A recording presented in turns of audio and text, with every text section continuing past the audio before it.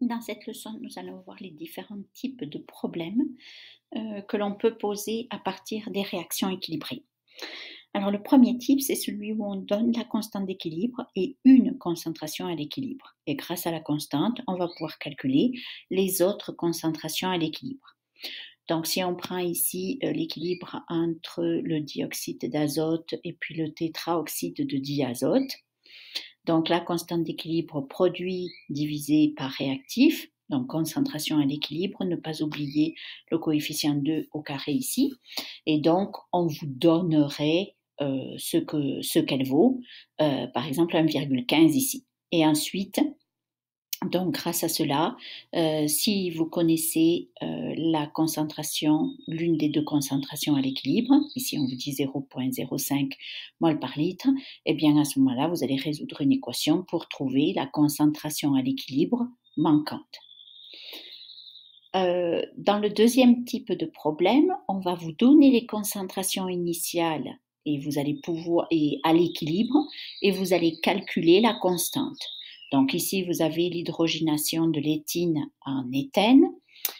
Donc d'abord, on écrit la constante d'équilibre, produit divisé par réactif, ce sont toutes des concentrations en équilibre, et ensuite on fait un tableau IVE. Donc imaginons les données ici sont en bleu, on vous a donné une bande par litre pour chacun des réactifs, il n'y a pas de réactif limitant puisque c'est mol à mol, ici aussi le rapport est 1. Ensuite, on vous donne la concentration en équilibre en éthène. Voilà, et ensuite, donc, vous allez appliquer ce que vous avez appris avec les tableaux IVE. Vous allez en déduire ici la variation de la concentration pour l'éthène. Ensuite, ici, tous les coefficients sont 1. Donc, vous en déduisez très facilement les variations des concentrations en éthine et en hydrogène. Et ensuite, vous faites la soustraction pour trouver ici les deux concentrations à l'équilibre manquantes. Ensuite, vous remplacez dans l'équation de la constante et vous trouvez la valeur de la constante pour cette température-là. Alors, le troisième type de problème, c'est celui où on va vous donner des concentrations initiales, mais seulement les concentrations initiales, pas de concentration à l'équilibre, et on va vous donner la constante. Et vous allez devoir calculer toutes les concentrations à l'équilibre. Donc, vous allez faire un tableau IVE, mais c'est là que ça devient important que vous sachiez faire ça, on s'attend à ce que vous sachiez faire ça, c'est que vous allez appeler X la variation de concentration des réactifs, et puis même à ce moment-là, puisque on va se mettre du côté des réactifs, donc ça va être moins X. La variation de la concentration va être moins X. Donc, on a coefficient 1, coefficient 2, donc on sait que la variation de concentration pour HPR, ça va être plus 2X. On vous a donné les concentrations initiales ici, donc vous êtes capable d'écrire des expressions pour les concentrations à l'équilibre pour chacun des réactifs et le produit.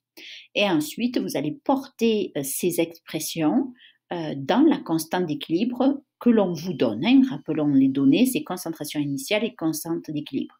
Donc, vous avez maintenant une équation. Il y a heureusement deux carrés dans cette expression, donc il ne faut pas hésiter à prendre la racine carrée des deux côtés. Donc vous allez 2x doit être positif, 4 moins x aussi, donc il n'y a pas de souci, on sait que 2x sur 4 moins x ça va être racine de 12.